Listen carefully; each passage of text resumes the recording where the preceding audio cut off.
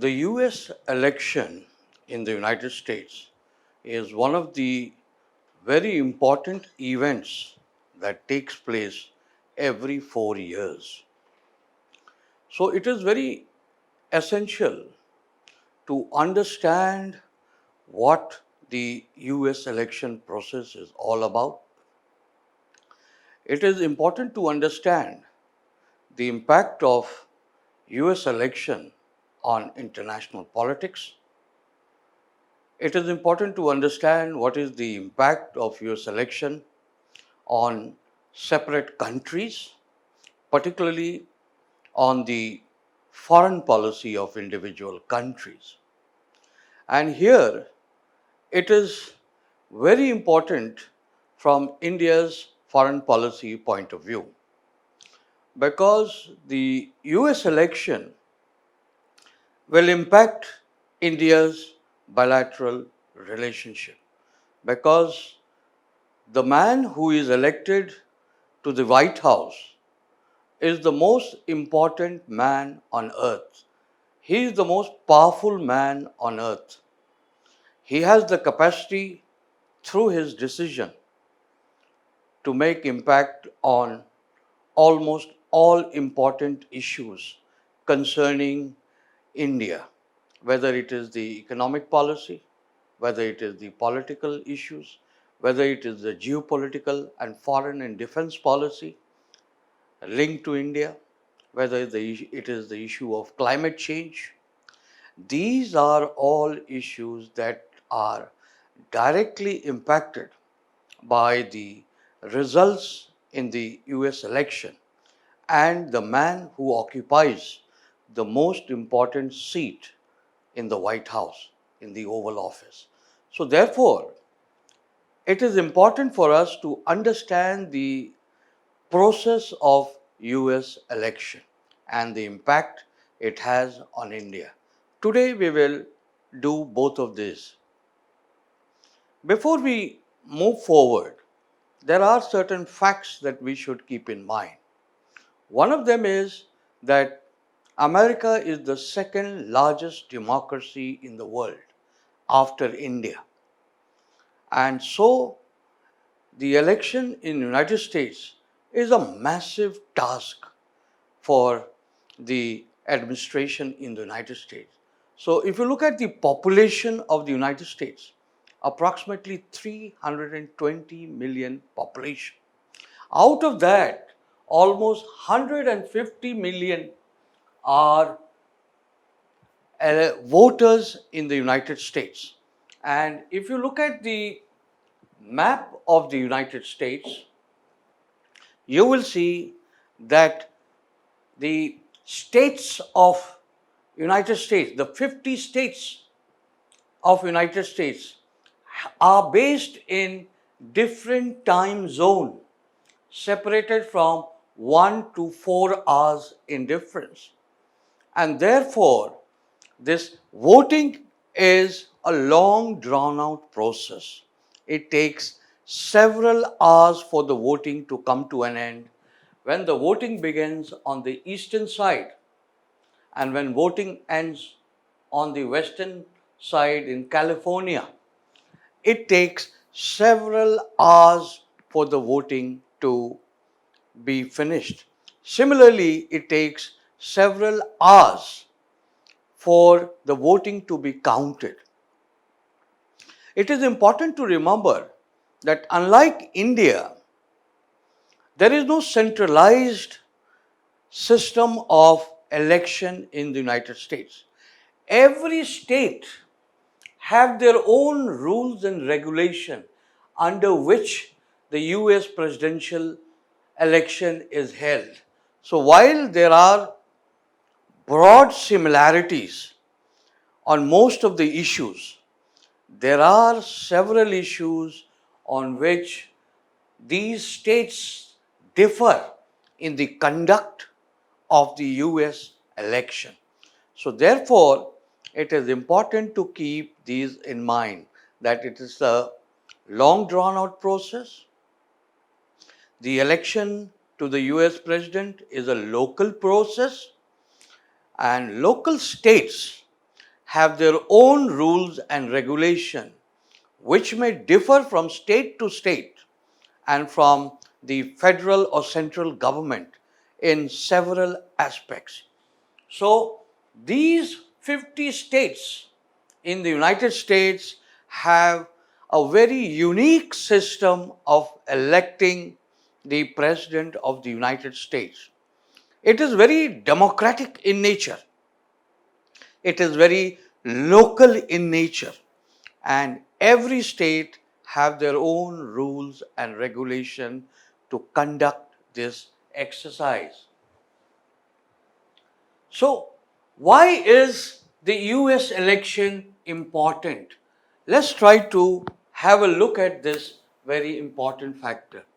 Why is the US election important to India? First, you must remember that the President of the United States is the most powerful man on earth. He is the most powerful man.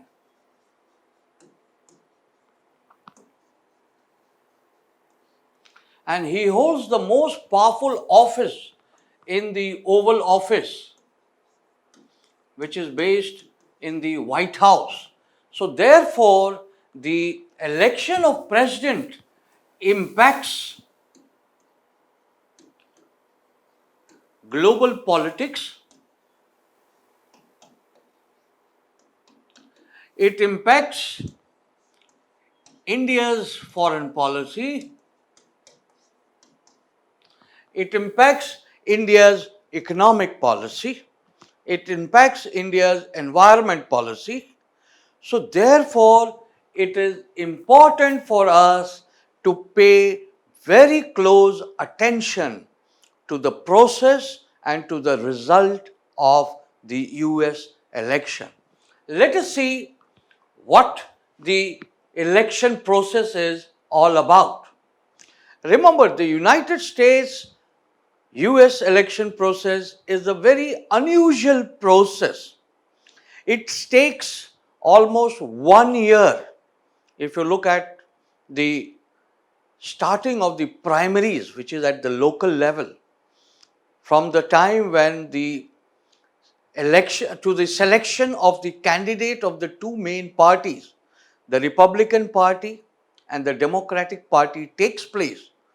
This whole process takes more than 1 year, because the selection of the process to the election in November 3rd, it is a 1 year whole process. Therefore, it is a very unusual process, and it is also a very, very democratic process, where the leader, where the candidate of the two parties are not chosen by the leader of the party, they are not chosen by the bosses of the party, they are chosen directly by the people. The candidate to the US election is chosen by the people.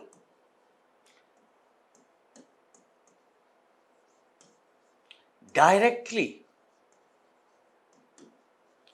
So, the US candidate of the two main parties are not chosen by the senior leaders of the two parties.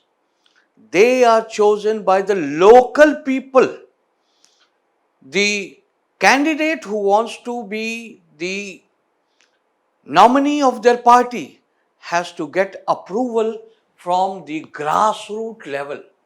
They have to go down right to the block, district level, state level, and only then their approval, their support results in the candidates of the two main party.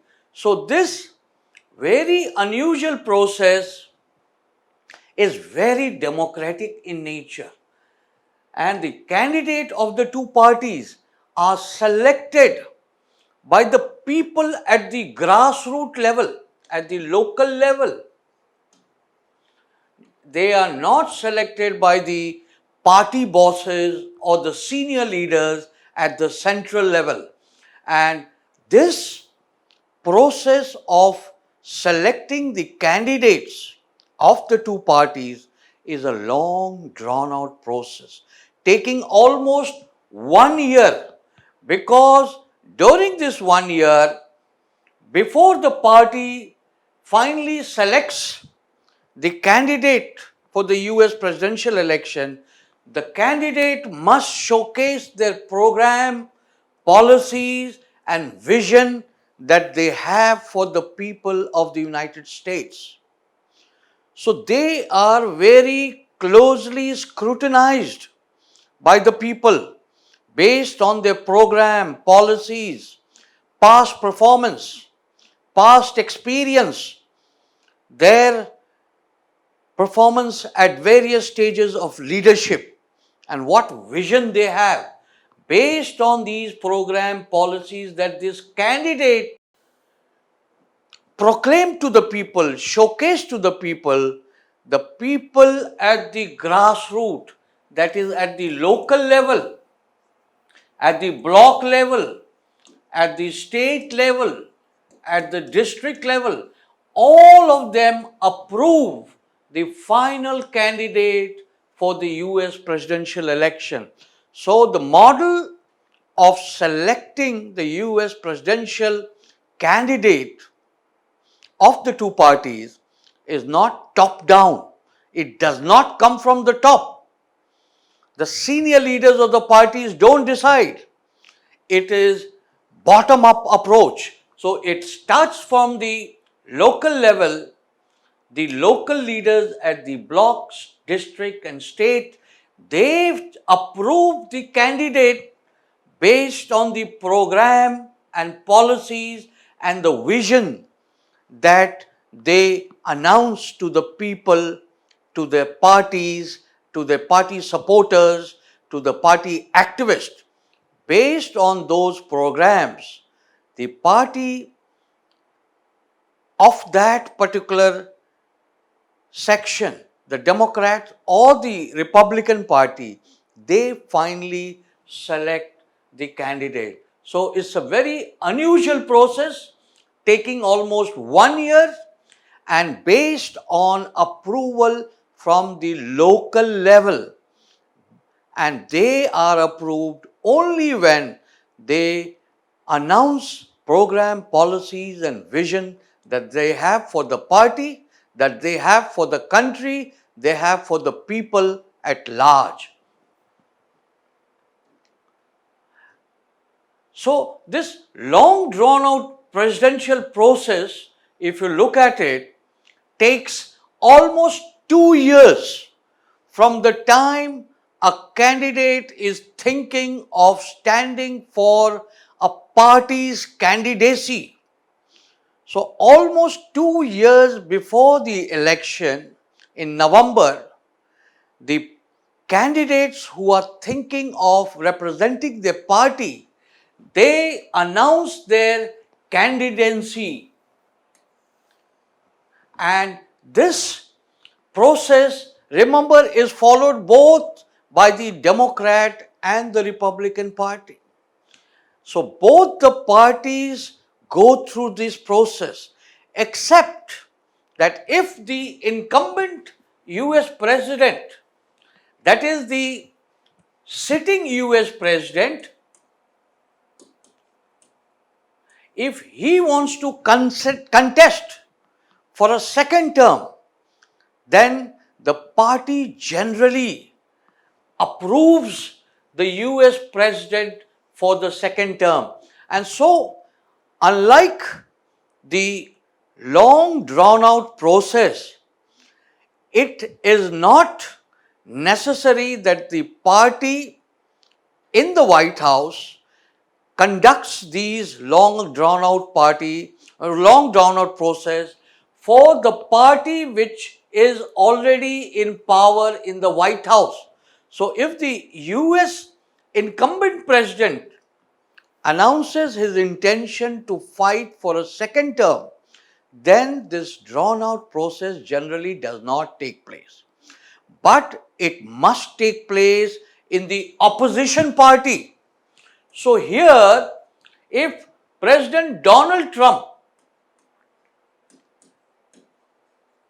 if President Donald Trump wants to fight a second election to the White House, then the Republican Party will approve. The Republican Party will automatically approve Donald Trump as their presidential candidate.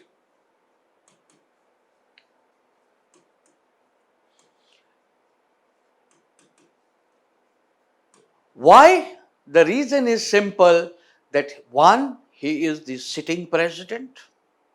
Second, there would be very few leaders in that party, which is the party holding the White House, to be able to say with confidence that they are in a position to challenge a sitting president, because the long drawn out process takes a lot of money, it takes a lot of energy, it takes a lot of teamwork, and so a very confident man can only think of taking on a sitting US president. So generally, the party which holds the White House, the party which controls the White House, generally does not conduct this long drawn out primary process.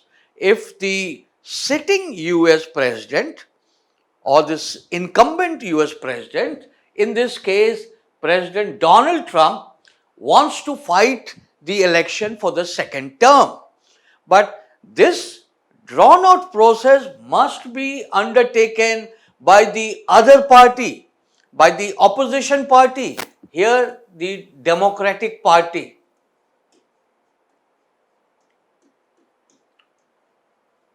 So while the Republican Party in 2019 did not hold their primaries, the Democratic Party had a very long drawn out competition among several candidates, as many as 11 candidates,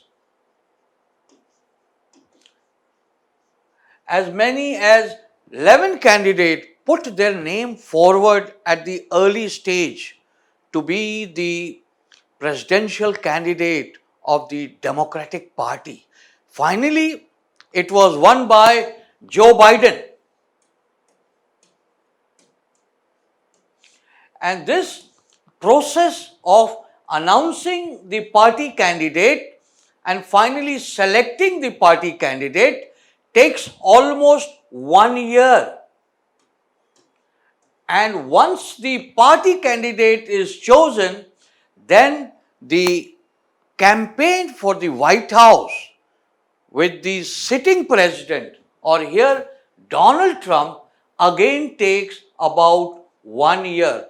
So in all, a presidential candidate who wants to represent the Democratic Party must announce his candidature at least 2 years before the actual presidential voting on November 3. Because first, the Democratic Party candidates, as many as 11 in 2018 and 2019 from the Democratic Party, will have to go through a grueling process of election and selection and voting in the Democratic Party by the party members who are registered as Democratic Party members. So they would vote for the candidates who put themselves forward to be the candidate for the democratic process. So it's a long drawn out process where the opposition parties put up their candidate almost 2 years before the November 3 voting takes place. But this process is not applicable when a sitting White House president, say in this case Donald Trump, expresses his desire that he wants to fight a second term, then the Republican Party or the party which holds the White House will not go through this grueling process of the primary or the local election, because there are very few candidates in the Republican Party who would think of wasting their money, time, energy in trying to challenge a sitting US president, because he is well known, he has the support of the party leaders, he has the support of his party voters, and therefore, while this process may not take place in the party which holds the White House, it is necessary for the other opposition party to hold a primary or local election at the block, district, state level to finally select the presidential candidate for the Democratic Party.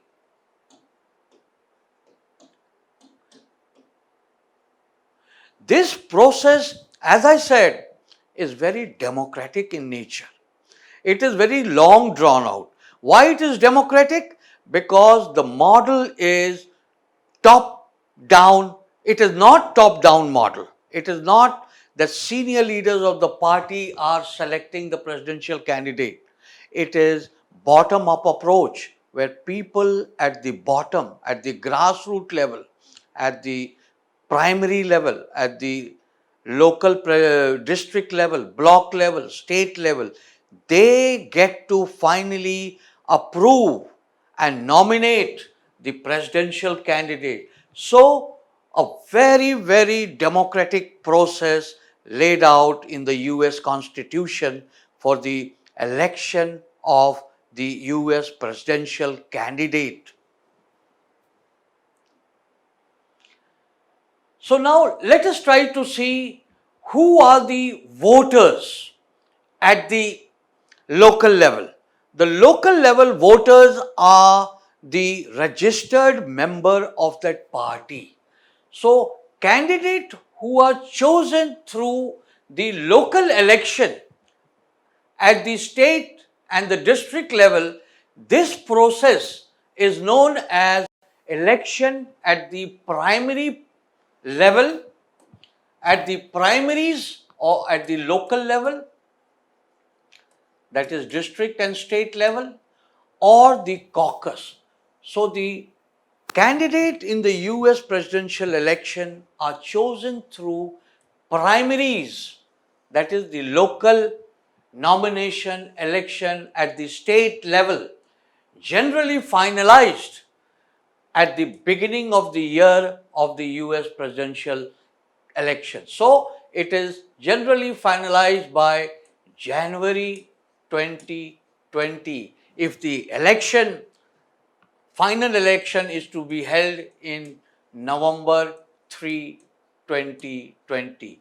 So in the beginning of the presidential election year, the candidate of the two parties are finally selected, and these parties, if you see, these parties who vote for the different presidential election, these people are known as delegates.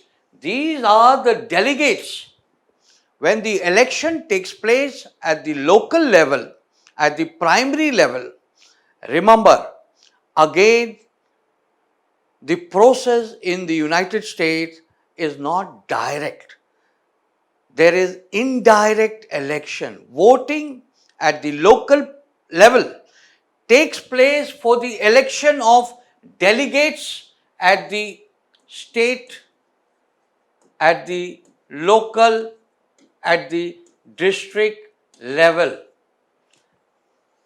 And these delegates, who are generally the party members or party activists or they are party leaders, they finally select the party candidate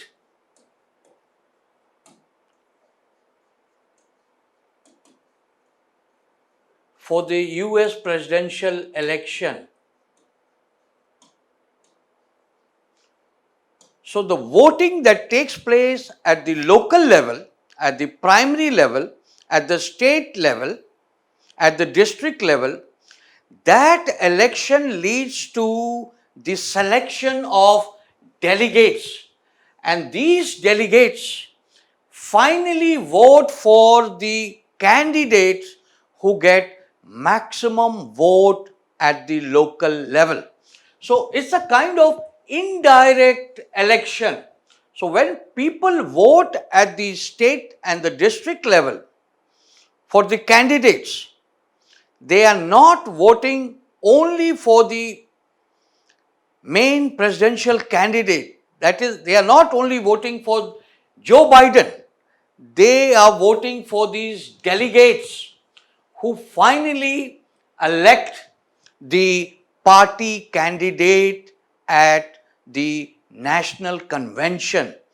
So, the national convention of the parties, whether it is the Republican Party or the Democrat Party, that is a very grand occasion where these elected delegates come together and finally they select the party candidate for the US presidential election. So it's a long drawn out, very, very democratic process, indirect election. So while the people are voting for a candidate, but they are actually selecting delegates who have the right to finally vote for the party candidate. Now remember, these delegates differ from one state to another state, because if you look at the map, you will see that the states in the United States, they have their own constitution. Because they have their own constitution, they also have their own local laws to conduct these elections. And so different parties have different number of delegates based on their own electoral law. But broadly, it depends on the population. So a populated state like California would certainly have greater number of delegates than Alaska, which has very small population. So the broad principle is, the larger the population of a state, the greater number of seats or delegates or electoral votes that state would have. So the population is a key criteria. Now, let us look at this voting system in the national election. So when the two party candidates have been finalized, chosen by the two parties, so once the parties select the two candidates, so if the Democratic Party selects Joe Biden and Republican Party select Donald Trump, then the election process for the White House begins. And the election process, remember, the US president the election between Joe Biden and Donald Trump is done. The election to the US president is not chosen directly by the voters on November 3.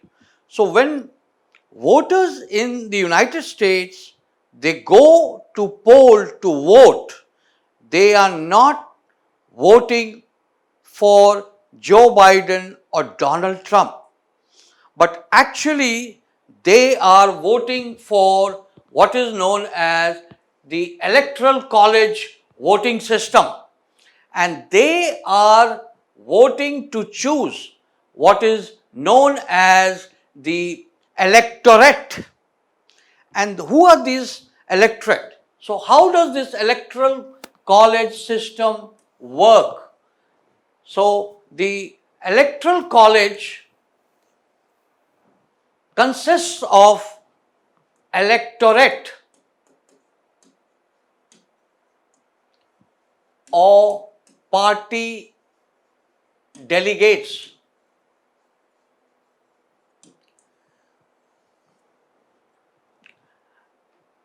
and the party which gets most vote in a state gets all of the electorate. And so what is the method to finally select the electoral college?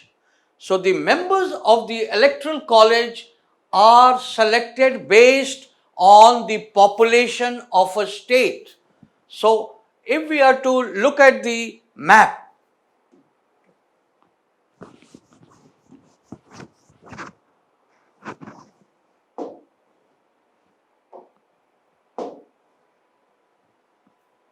so if you look at the map of the United States, every state based on their population have certain electorate. So these electorates, say in California, because it is the most populous state, it has 55, and say Alaska, it has 3. So similarly, if you go to Florida, if you go to Texas, it has 38, depending on. So when the election takes place on November 3, when people vote, so the system is whoever gets maximum vote wins all of these 55 electorate that is in California, or 3 electorate in Alaska, or 38 electorate in Texas, or 20 electorate in Pennsylvania, or 10 electorate in Michigan. So the voting on November 3 brings a man to the White House not depending on how many overall voting he has got. It does not depend on the number of vote that a presidential candidate gets, but it depends on the number of electorate that he finally acquires, and this number is 270. So 270 is the majority mark, and this is the number of electorate that a presidential candidate must get to become the president of the United States. So even if one candidate, even if say Joe Biden wins California by 1 vote on November 3, he will get all of the 55 votes. And therefore, the voting that takes place in every state is basically to decide who will get the electorate in different states, and the aim being that a successful presidential candidate must at least get 270 electorate if he has to reach the White House. So therefore, the race for the White House is not about who gets the maximum vote, but it is about who gets the maximum electorate. So, a candidate who wants to be the President of the United States must get a majority of the electorate vote from the Electoral College.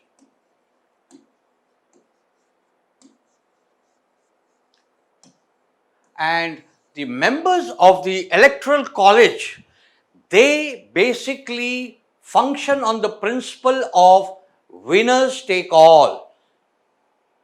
And so, therefore, even if a candidate wins one extra vote in a state, then he is eligible to win the entire electorate of that state.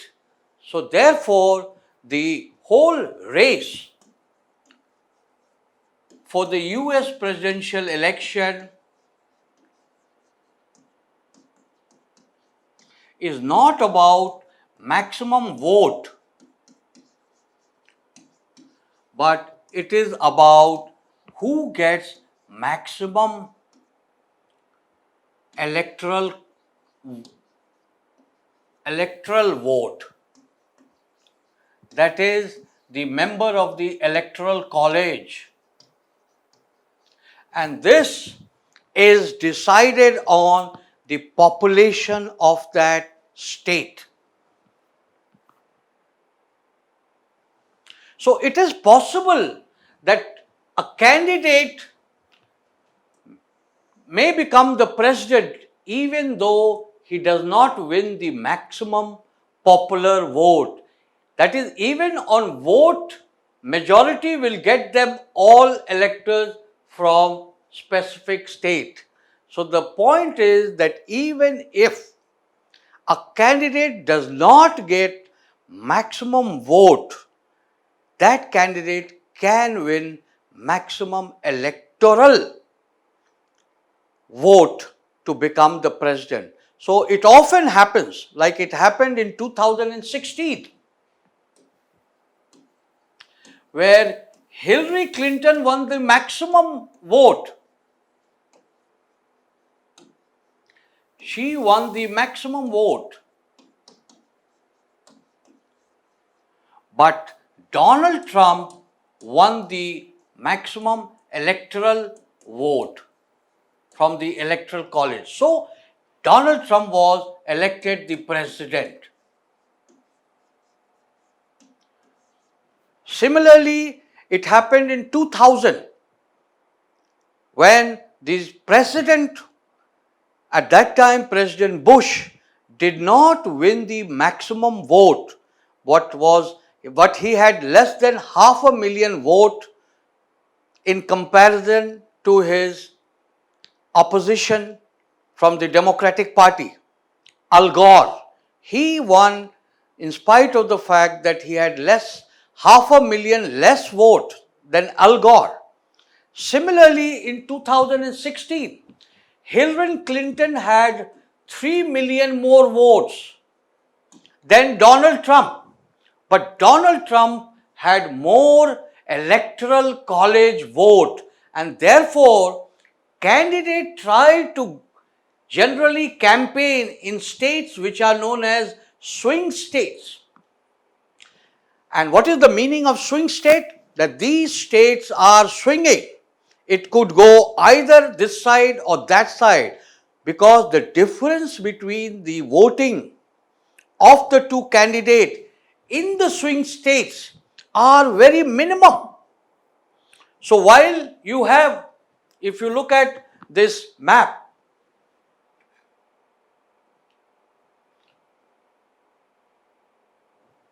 so if you look at the map, so while California is generally for Democratic Party, it is expected to vote overwhelmingly for the Democratic Party. So the 55 votes, electoral votes that California has will always go to Joe Biden, even if he gets majority by 1 vote or by 10 lakh votes or by 10 million votes. So therefore, a candidate, a Democratic Party candidate, may not waste his time in California, would rather go to Florida or go to Texas, where it has 38 votes and it could go either way. The voting percentage could be 49.7 versus 49.6. So if the majority is expected to be either way, if the difference between the two candidates is very minimum, and therefore the candidate try to generally spend more time in states where the decision is either way.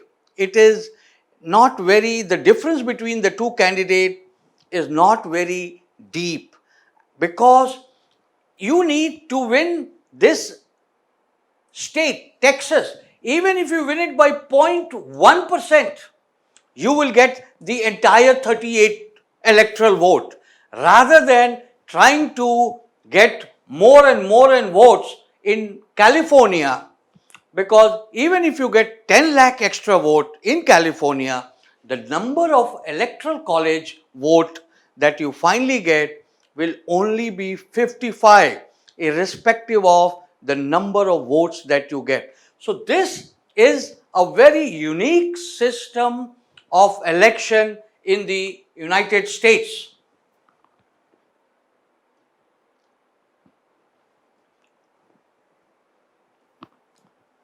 Now, let's try to have a look at the other possibility. What happens if no candidate gets a majority?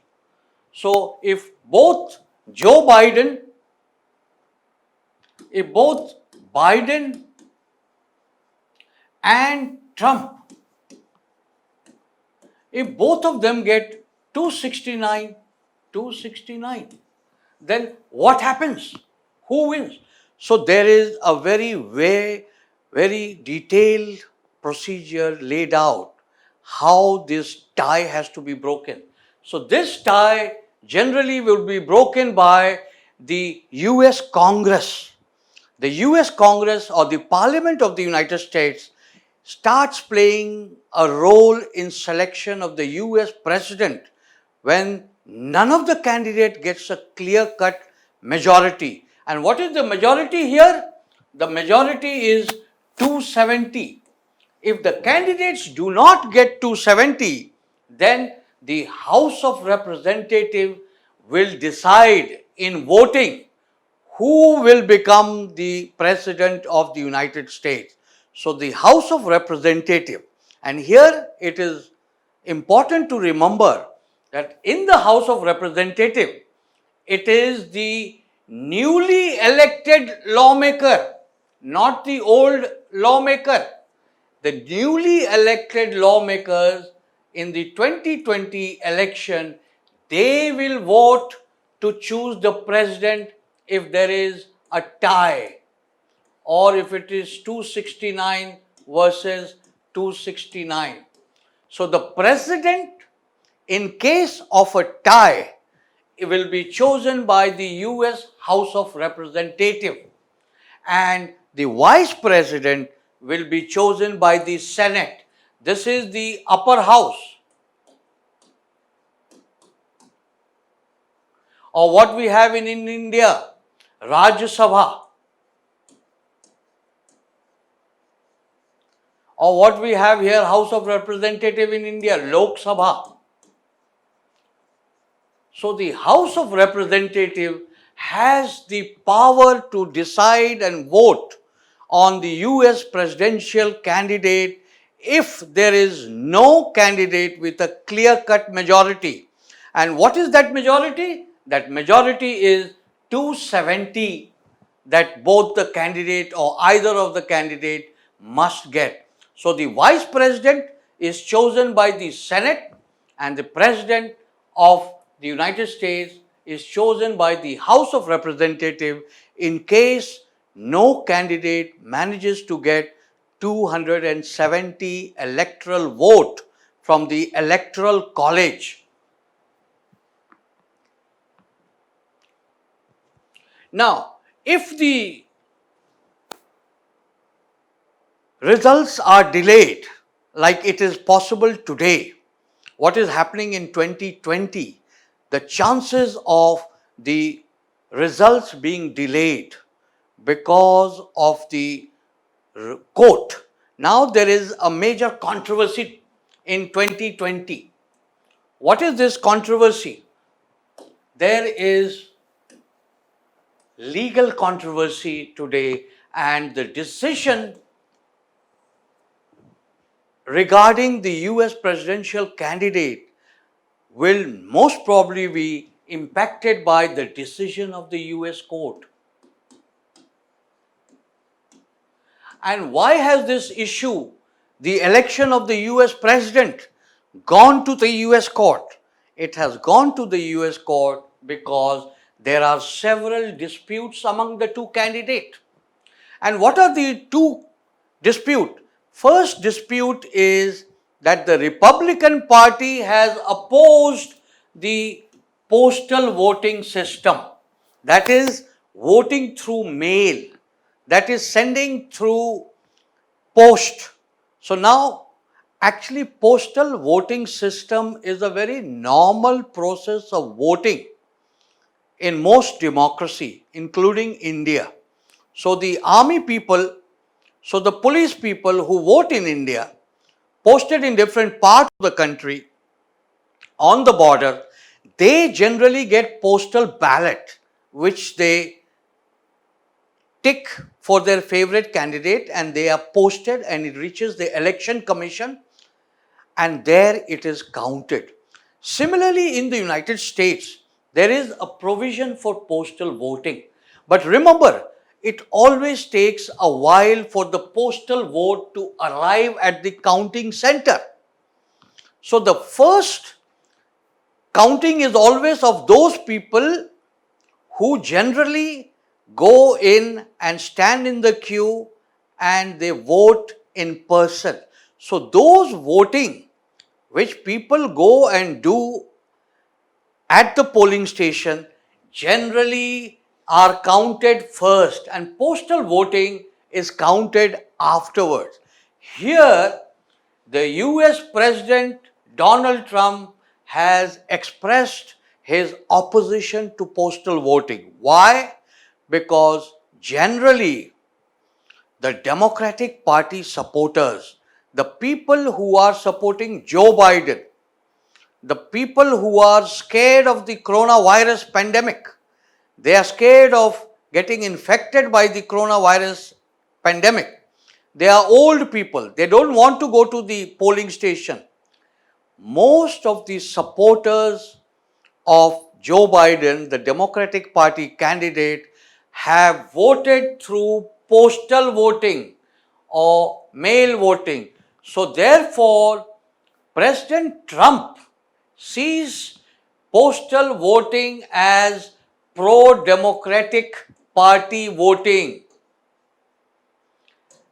and therefore he has challenged the postal voting system, because what he is saying is that these postal voting can be manipulated. Now remember, this has been going on for several decades, voting through postal voting. It is almost very difficult to manipulate it. But here it becomes very crucial because the difference between the two candidates is very small. The final vote between the two candidates, Joe Biden and Donald Trump, is very small. So in the final analysis, it is these postal voting which will be counted after the voting ballots are counted by people who have personally gone to vote. It will be later counted.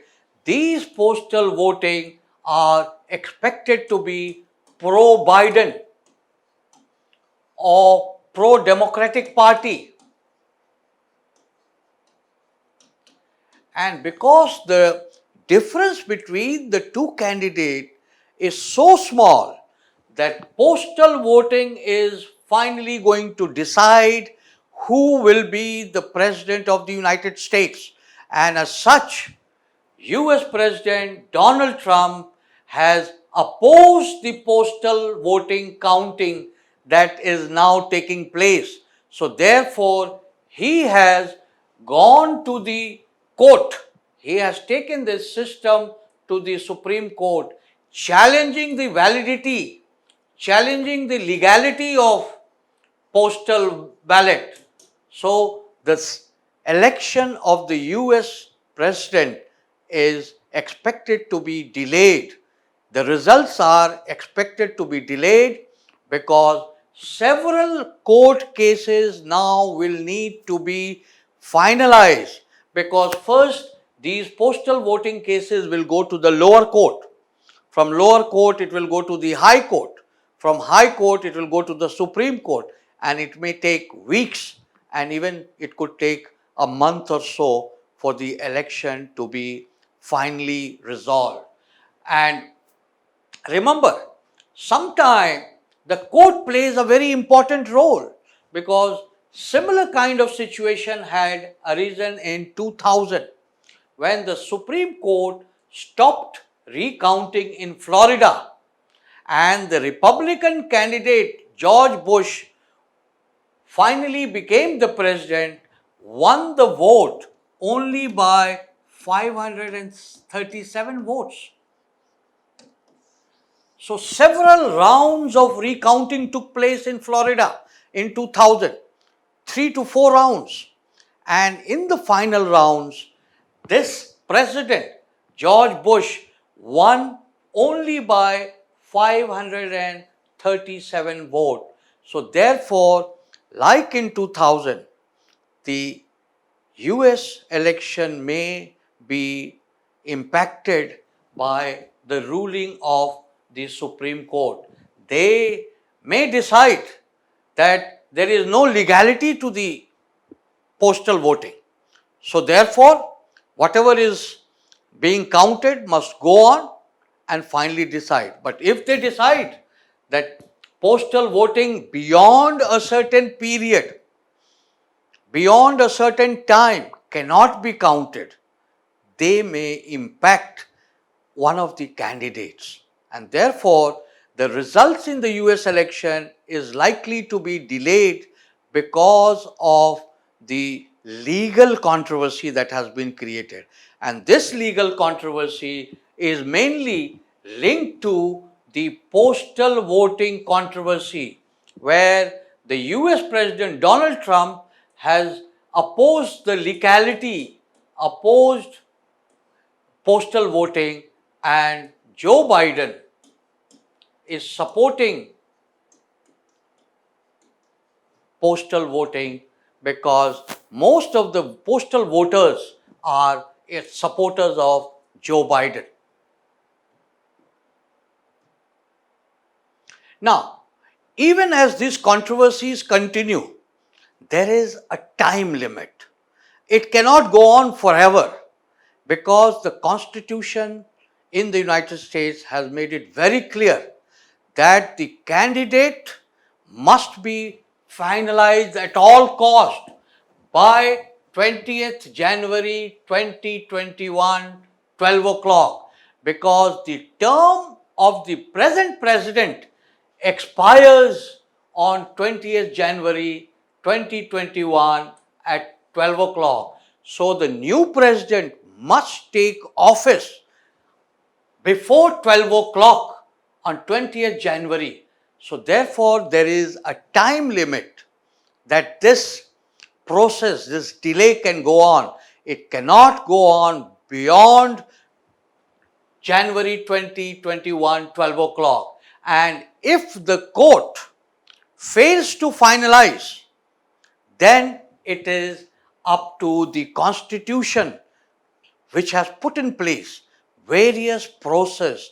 And the first process is, if there is no finalization between the two candidates, then who takes over as the next president?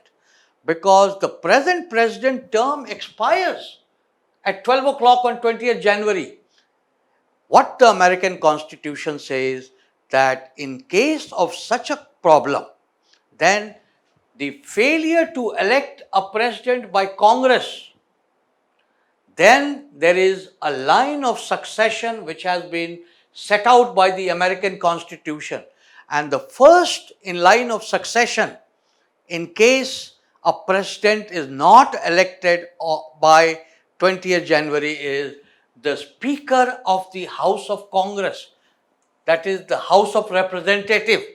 So the first in line to become the president, in case no candidate is finalized by 20th January 2021, 12 o'clock, the first in line is the Speaker of the House of Representatives, who is Nancy Pelosi, a Democrat, Democratic Party. And in case she is not available, then the next one is the highest ranking member, the oldest member, the longest serving member of the Senate, and his name is Charles Grassley. So the Constitution of America clearly lays down the various process of election for the US president. In case there is tie, the US Congress will decide. In case for some reason there is no finalization of candidate, then there is a laid down procedure in the Constitution, and the House Speaker, the Speaker of the House of Representatives, is the first in line to become the US president, because the post of this president expires on 20th January 12 o'clock.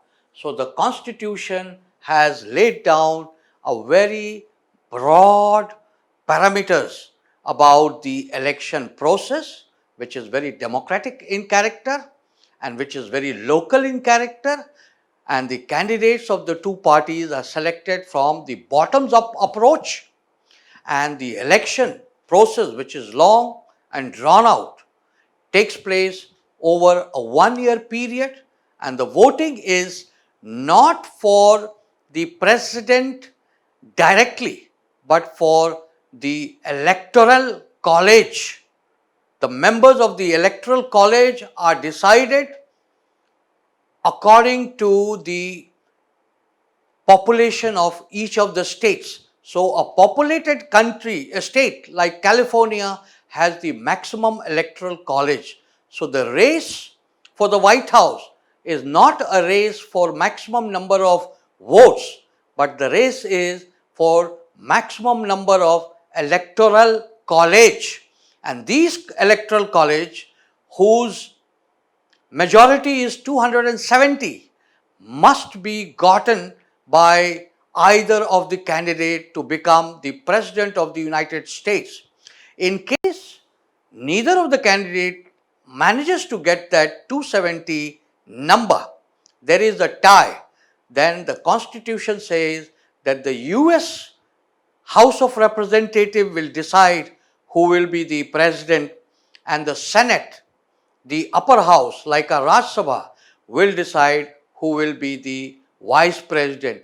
In case none of these procedures work and we don't have a candidate by 20th January 2021, 12 o'clock, then the Constitution says that the US Speaker in the US House of Representatives will automatically become the US President of the United States. And so this whole process is detailed, very democratic, and very clear cut for the election of this most important, most powerful post in the world. And this is important because it impacts all countries around the world, including India. And we will see how it impacts India. What are the different policies between Joe Biden and Donald Trump? What would be the new policies that Joe Biden would bring about in case he is elected? because the policies that is followed by the new president will directly impact India, and we will try to look at how these policies will impact India. So let us see how the foreign policy are expected to make some dramatic change in case there is change in the White House and if we have a new president in Joe Biden.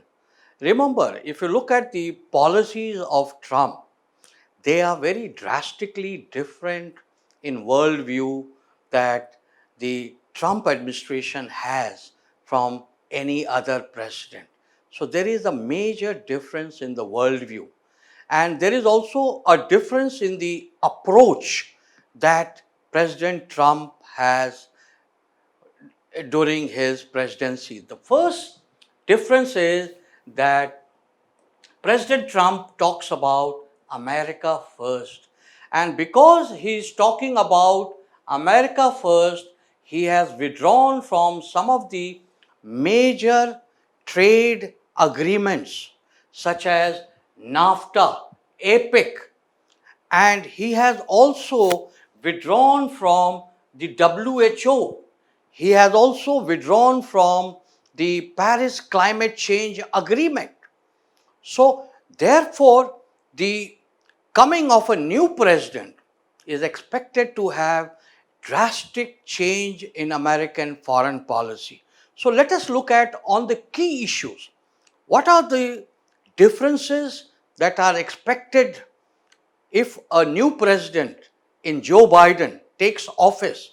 What will be the difference in the policies of Trump and Joe Biden? So, the first difference is that you will have the trade war. The US China relationship is going to be one of the key international policies impacting the world, whether it is in economic, whether it is in security, whether it is in defense. So the nature of US-China relation today is very, very adversarial. You have a trade war going on between US and China because because Trump believes that China has been conducting unfair trade around the world. So if Trump comes to office, then the policy will continue for some time. That is, this trade war with China will continue, and he will continue to challenge China through different means, including trade war. Because remember, Trump has challenged China at different places, including in Hong Kong. Because when Hong Kong got a new law, and that law was pro-Chinese, then Trump ended the special commercial treatment that United States has for Hong Kong because China imposed national security legislation, and therefore Trump ended this special commercial treatment and he ordered China to close down the Chinese consulate in Houston. So the point I'm making is that the trade war is unlikely to come to an end if Trump remains in the White House for some time. He is likely to challenge China in different form. But in case Biden comes, then there may be change in policy towards China. What is that China? What is that policy? The first policy would be a change in the trade war. Biden is against trade war with China because he says that the trade war has also impacted American consumers and American farmers. So, first difference in foreign policy, which is very vital foreign policy not only for US but for the world, will be in regard to the US China policy. Biden may try to bring the trade war to an end with China because he believes that the US China trade war has also negatively impacted American consumers and farmers. But Biden is not expected to allow China to have their way. Biden is continue to oppose Chinese behavior, Chinese practice, whether in trade, whether in security policy. So the tough policy towards China is bound to continue. But the trade war may not be like what we are seeing today. Biden is likely to continue putting pressure on China. It will continue to put pressure on China. But this pressure will be global in nature. It will not be only by the United States. Biden is expected to bring all the friends of the United States, Europe, India, Japan, South Korea, Singapore. He is expected to bring all of them together to challenge China. What Trump has been doing was basically it was only the US trade war. Only the United States was conducting trade war against China. So actually the impact was not so great, and it was also negatively impacting US consumers and farmers. Now what Biden is expected to do is that he is expected to bring all the American allies, all the friends, all the countries which have common grievances against China, and he is expected to put a global pressure on China. So this pressure is going to be multilateral by several countries led by the United States. And so this multilateral pressure on China through renewed relationship with the American friends and allies is bound to continue. So the pressure on China is not likely to ease, but it will be of a different kind. It will be a multilateral pressure on China using several countries, using several institutions to push China on the back foot, because the present trade war between US and China is also, according to Biden, impacting the American consumers and farmers.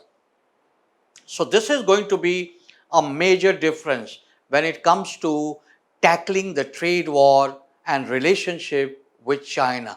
Biden and Trump have different approaches to China.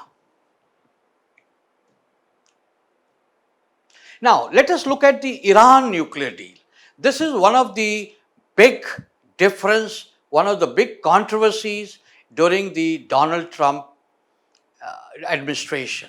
Now, Trump administration pulled the United States out of this agreement.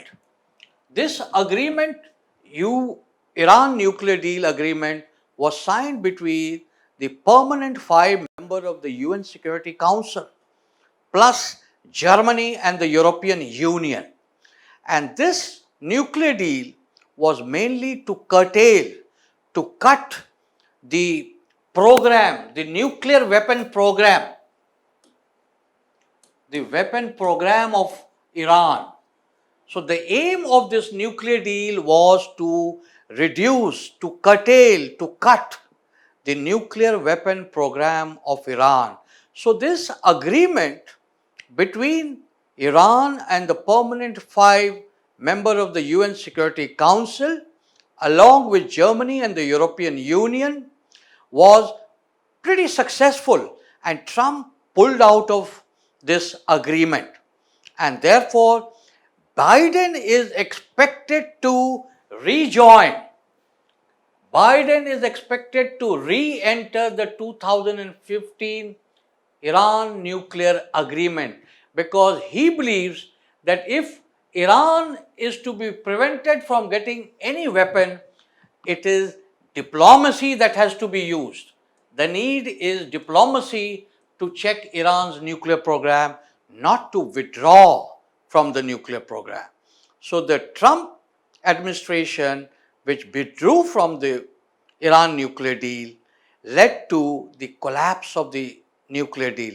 Now, Biden is expected to re enter the 2015 Iran nuclear agreement. And remember, what will be the impact of this? If Biden is to re enter, rejoin, support the Iran nuclear deal, it will have direct impact on India. What will be the impact on India? The first impact would be that India would be able to have normal commercial relationship with Iran. At the moment, India has cut all oil import from Iran because the United States has imposed economic sanctions on Iran. And any country which deals with Iranian oil trade will also fall under the US sanction. So, India, in order to stay away, not to be part of the American sanction, has reduced all oil import from Iran. If Biden rejoins the Iran nuclear deal, it will be a positive impact on India because India will be in a position to trade oil and energy with Iran. And so India can also be in a position to continue to have normal diplomatic relationship with Iran. And also it will impact India's investment in the Chabahar port, which at that moment has almost come to a halt because of the American sanctions and the impact on India's investment in Chabahar port.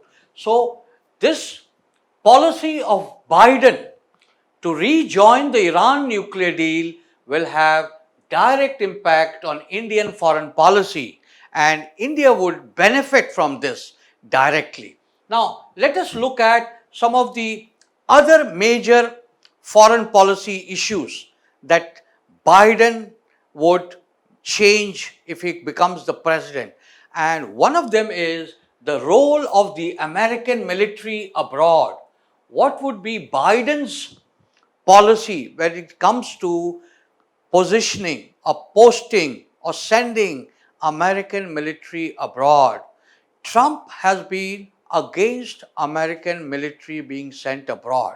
So he is withdrawing troops from Afghanistan.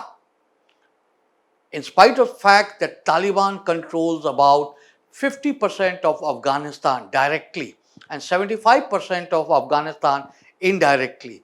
But Trump is determined to bring back American military force.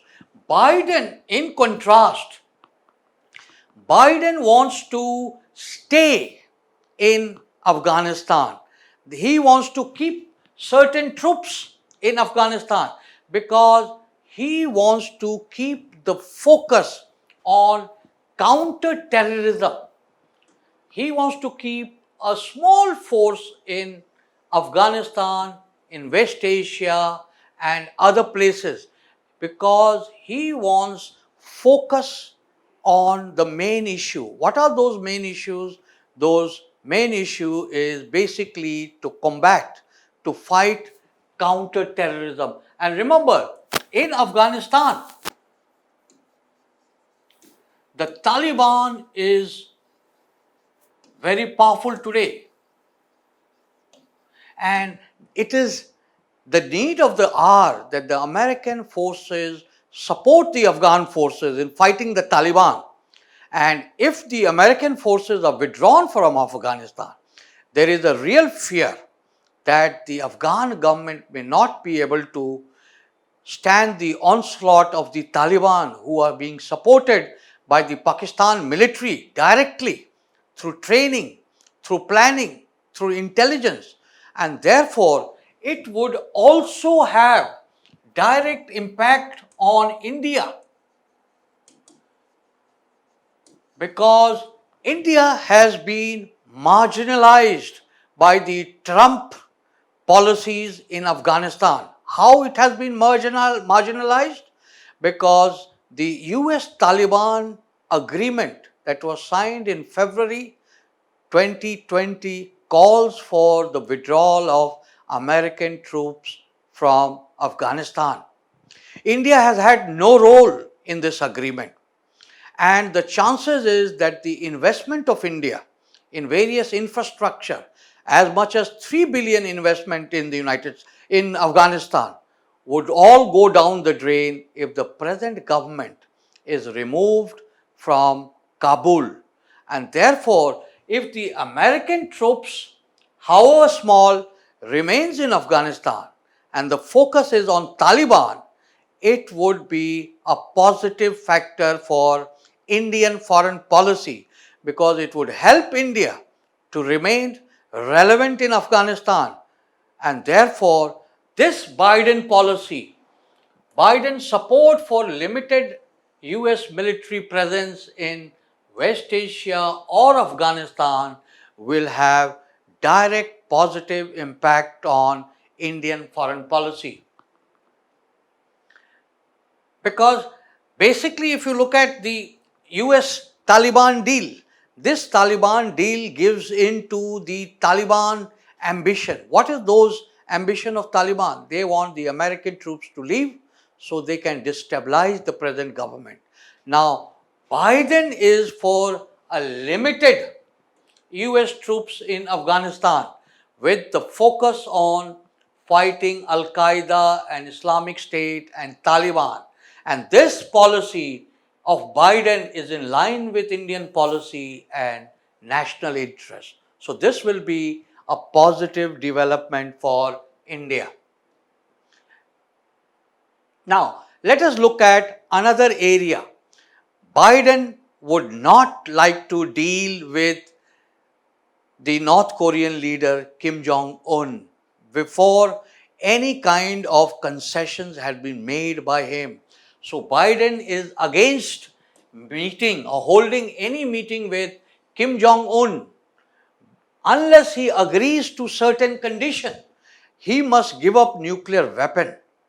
And what has happened is Biden has accused Trump of giving US leverage to the North Korean leader Kim Jong-un, and the American president has held two major meetings with Kim Jong-un, and he has given him all kinds of legitimacy without getting any kind of benefit, without getting any kind of precondition, any kind of promise that he will end his nuclear program.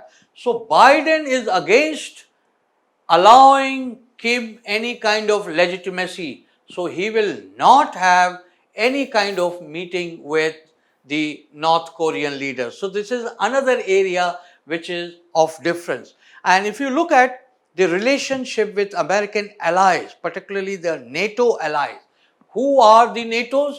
These are basically Western countries who are part of the military alliance NATO. And the fundamental principle of NATO is attack on one country will be attack on all the country. So this principle has brought solidarity, unity among the NATO countries. But what we have seen is that Trump has weakened the NATO alliance due to a trust deficit. He wants all of the NATO allies to give more money for the security of each other. And this has led to a deficit of trust, a shortage of trust among NATO members. What Biden is saying, he will overturn this policy of Trump. He will drastically change the policy of Trump. He will again become a close ally of the NATO. He will try to build trust Biden will build trust with NATO because he says NATO's interest is part of American national interest. So, another major decision that Biden is likely to do, he is likely to strengthen various alliances, particularly NATO, with the member of various countries like those in Europe. And so, this is another change, strengthening alliances with NATO partner. Now, when it comes to Russia, Trump has generally been very lenient towards Russia. He has been reluctant to challenge Russia, and therefore he has even withdrawn from some areas. He has withdrawn American troops, say from Syria and other parts of the world. But Biden is expected to be very tough. He is expected to be tough on Russia, and he is expected to put more sanctions on Russia. Why? Because Russia has been accused of interfering in 2016 US election. There has always been speculation that there is something secretive about Trump's relationship with Russia. Do they have some secret document about President Trump that has forced him to go soft on Russia? And so Trump is basically against any kind of sanctions on Russia. He is seeking to have only diplomatic pressure. But Biden and the Democratic Party, they want tough measures against Russia. So Biden is expected to push for heavy, tough economic sanctions against Russia for interfering in the 2016 elections. Now, let us look at the immigration issue.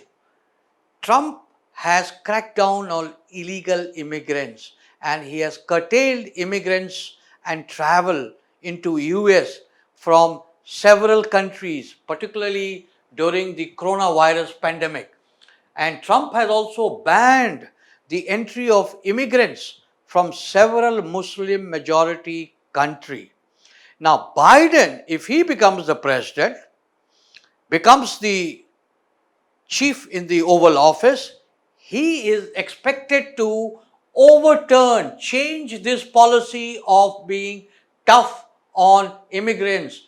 Immigrants, according to Biden, is very helpful for the American economy because it creates jobs.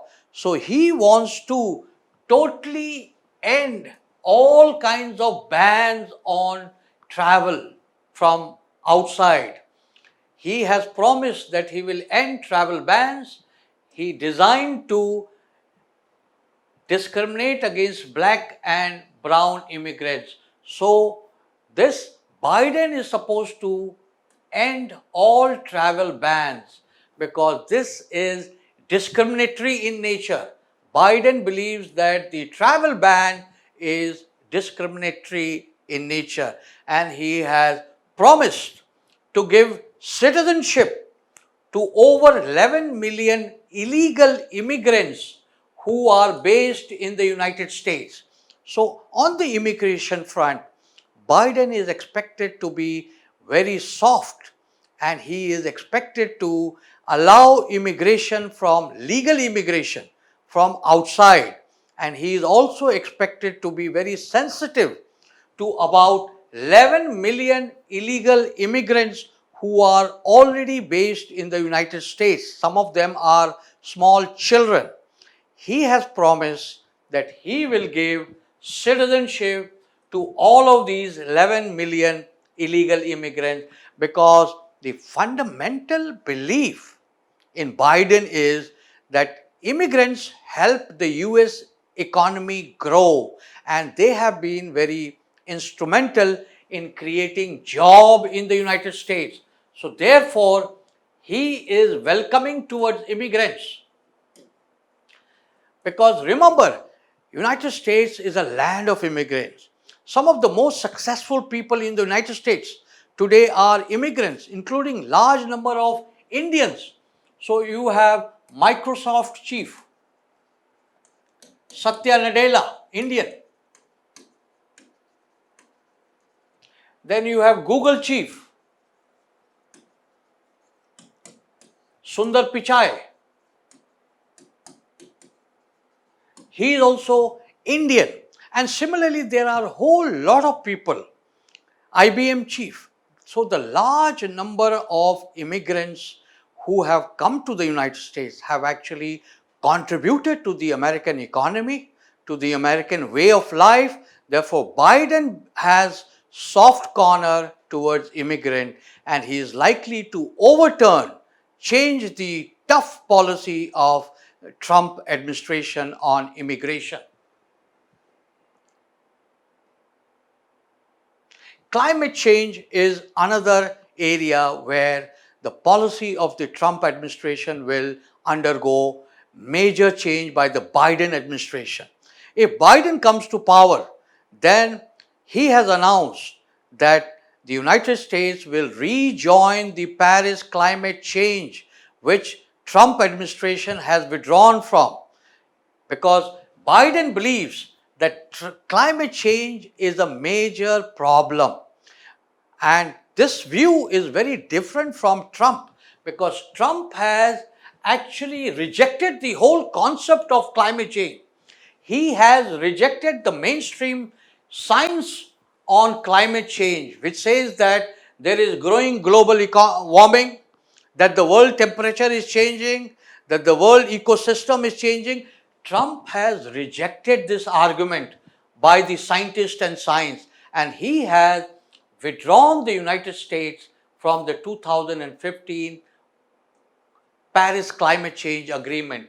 Biden is expected to rejoin the Paris Climate Change Agreement because Biden believes in climate diplomacy, and he is for return of United States to the Paris Climate Change Agreement. In fact, Biden has proposed 2 trillion expenditure for green fund in order to create green fund in the country. He is supposed to spend 2 trillion spending, and Biden wants to achieve 100% clean electricity by 2035, and he wants to transit United States away from all fossil fuels. What are these fossil fuels? Like coal, oil. And so there is a fundamental difference between Biden and Trump. Biden will rejoin the Paris Climate Change Agreement, and Biden will also ban all kind of fracking. Fracking is basically taking out oil at the local level, because this fracking leads to lot of emission of gases which is linked to climate change. But this fracking, which has been allowed by Trump, has also allowed the United States to become the world's largest oil and gas producer today. So Biden is expected to stop fracking, and he is expected to rejoin the Paris Climate Change Agreement, and he is imposing various provision to have clean energy. Now, let us look at the economy. Biden believes that the coronavirus is a very serious issue, and therefore he is expected to bring about very strict law and rules to tackle the coronavirus pandemic.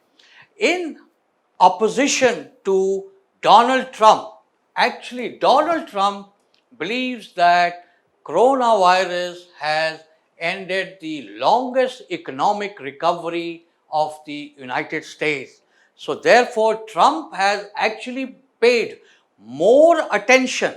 His focus has been more on reopening the American economy than tackling the coronavirus pandemic, because he wants to put his focus on the economy. Now, this is very different from the Biden, because Biden has basically tried to push for different kind of tackling the COVID problem. He wants to allow the scientists, Biden wants to allow the scientists and the officials to conduct the whole operation against coronavirus. And so, therefore, Biden wants to enforce mandatory mask wearing. He will make mask wearing compulsory for people around the world. That is a big difference in comparison to Trump, who has not made mask wearing compulsory. Rather, he has underplayed the importance of mask wearing. So, that is another thing. How they are going to tackle the COVID problem. COVID problem will be tackled by Biden by mask wearing, giving importance to the scientists to decide on the various vaccine and efficiency. And he has also said, Biden has said that vaccine development will be free and everyone will get vaccine in America. Biden is for free vaccine to every American.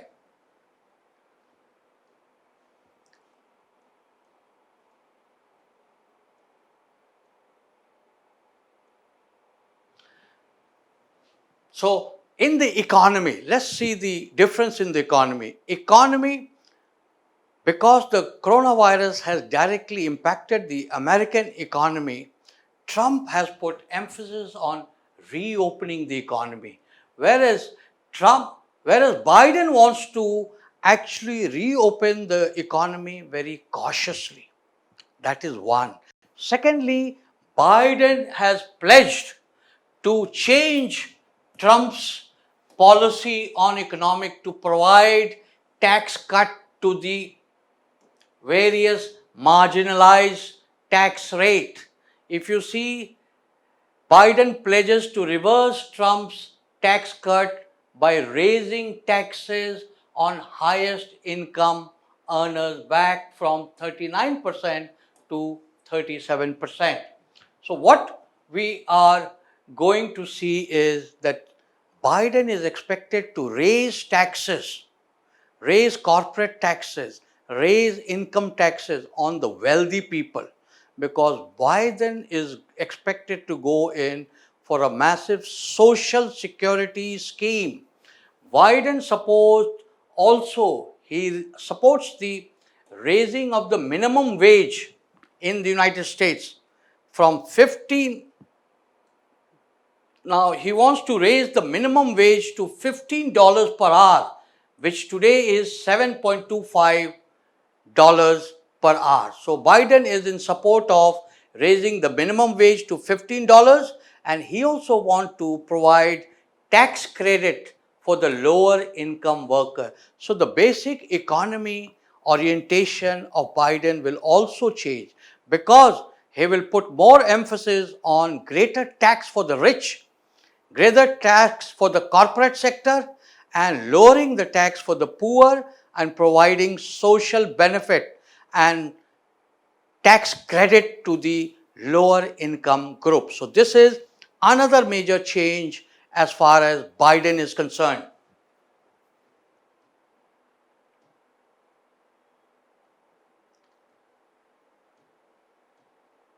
Now, let us look at how it is going to impact India. How will the change in presidency in the White House impact policy towards India, particularly the Indian foreign policy? So, it is important to keep in mind certain basic factors, that the foreign policy or the US India relationship is bipartisan in nature. What do we mean by partition? Bipartisan means that a good Indo US relationship has support of both the major party, support of both the parties in United States.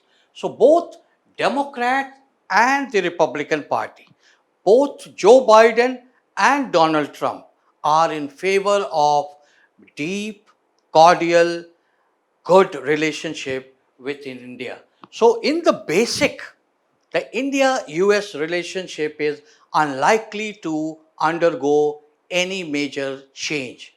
However, if you look at the style of the conducting the relationship, it may undergo certain change because Trump is by nature very transactional. What do we mean by transactional? Transactional here means that he will provide support, benefit, greater leverage to India around the world only if it also helps America. Also, if only some help is provided to Donald Trump, the businessman.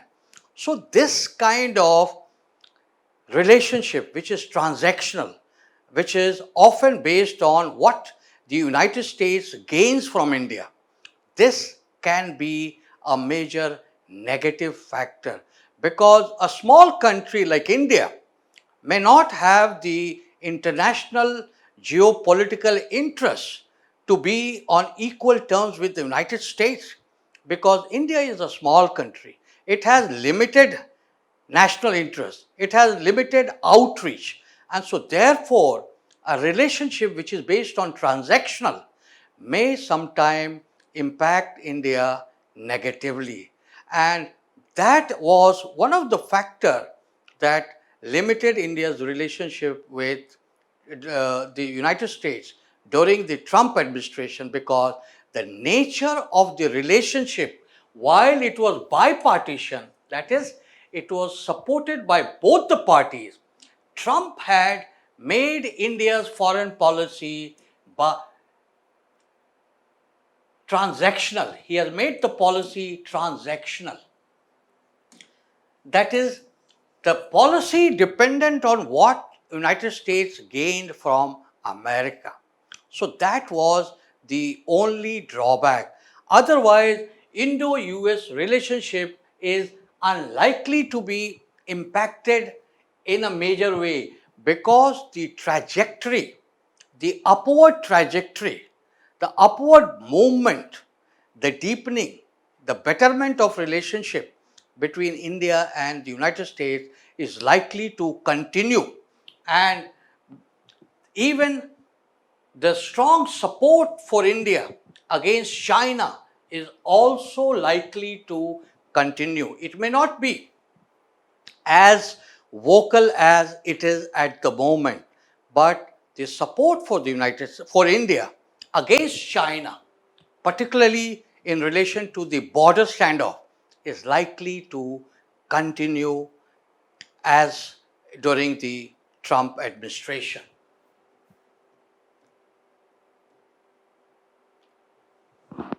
But what is the advantage of having Biden in the White House?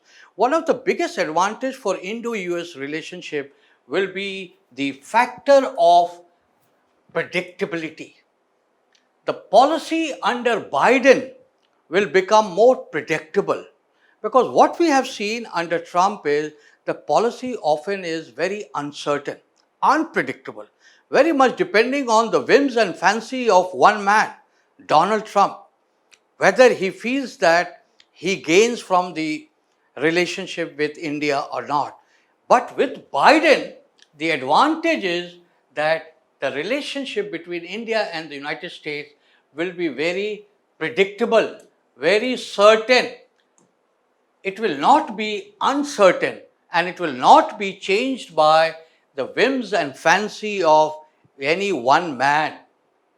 So for example, on Pakistan, Trump has been very supportive of India on Pakistan. If you Trump has generally ignored Pakistan, little US economic interest in Pakistan, only seen as helping US finalize the Taliban deal as Pakistan has deep influence on Taliban. So the policy of United States towards Pakistan during Trump administration has been generally helpful to India. It was hardly critical. It was supportive of India during the Balakot strike. And for most of his term, Trump administration has ignored Pakistan except for one particular benefit, that is using Pakistan to finalize an agreement with the Taliban.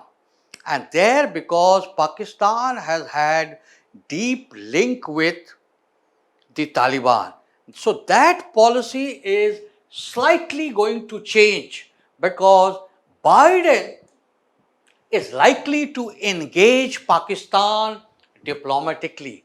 He is not likely to isolate Pakistan. He would try to diplomatically engage Pakistan. But on the whole, the American policy is unlikely to be anti India. But certainly, the Biden administration is likely to be more diplomatically engaged with Pakistan than the Trump administration was, because Biden is an old politician who has had very great influence. He has had very great influence on the foreign policy apparatus of the United States. He also understands foreign policy. So Biden is also unlikely to pull out troops from Afghanistan. So this is going to be a pro-India policy that will be helpful to India. The focus on Afghanistan of Biden is going to continue. Trump administration is in a hurry. It wants to pull out of Afghanistan. It has said it will pull out by Christmas. So Biden, in contrast, is likely to focus attention on the fight against the terrorists, Al Qaeda, the Taliban, the IS, and he is likely to keep American troops, small American troops in Afghanistan for the foreseeable future. That is going to be advantage to India because India will then be able to have a role in Afghanistan because the agreement between the United States and Taliban in February 2020 has actually isolated India. India has had no role to play in that. And the fear is that because of that agreement, the Taliban may gain the upper hand in Afghanistan and it could even topple the Afghan government. And that would be a negative factor for Indian foreign policy and for national interest. So Biden keeping American troops in Afghanistan with focus on fighting the terrorists, Al Qaeda and Taliban, and putting pressure on Pakistan to help in maintaining peace in Afghanistan is likely to help Indian national interest and foreign policy. On the economic front, India is also likely to gain under Biden because United States under Trump was following America First policy. And some of the policy fallout from America First policy was that United States has withdrawn the GSP status for India. And because of the generalized system of preference, this generalized system of preference provided India with about 1.3 billion extra export benefit because it allowed export of items worth about 1.3 billion to the United States at almost zero tariff because according to the GSP, India was seen as a developing country.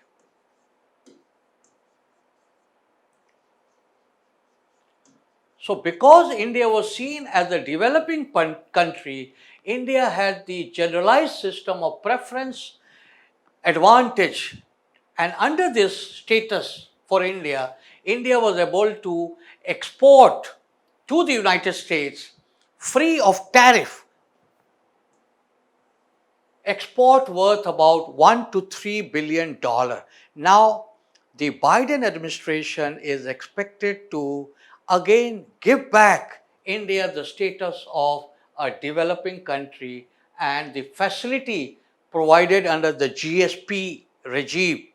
So India is likely to benefit from the Biden administration.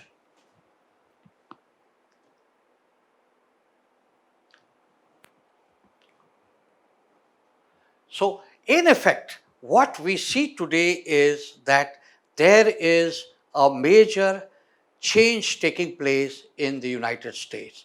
Biden is expected, however small, however delayed, is expected to win the American presidency.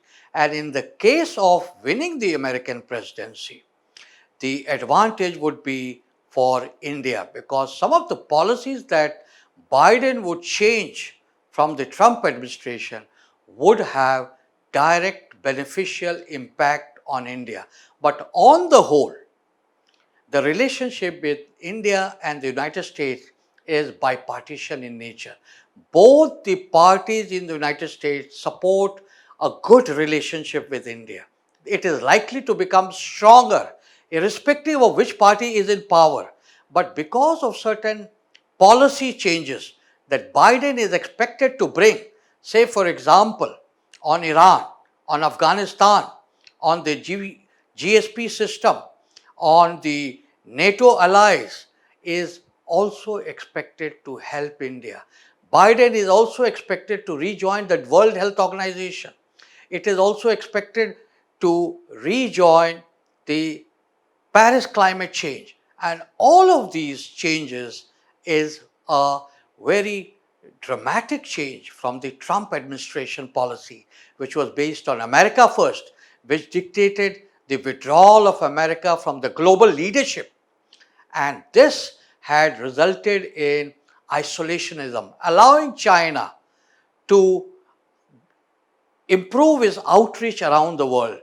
With Biden, we will see that United States will be taking along its NATO allies and allies around the world, and it will be trying to challenge China at the multilateral level with multilateral alliances, and that will be beneficial for India because that would be long term, more certain, more unpredictable policy towards China, and that would be also beneficial to India. But on the whole, Indo US relationship is unlikely to undergo any dramatic change, though Biden in the White House will be better for the Indian foreign policy.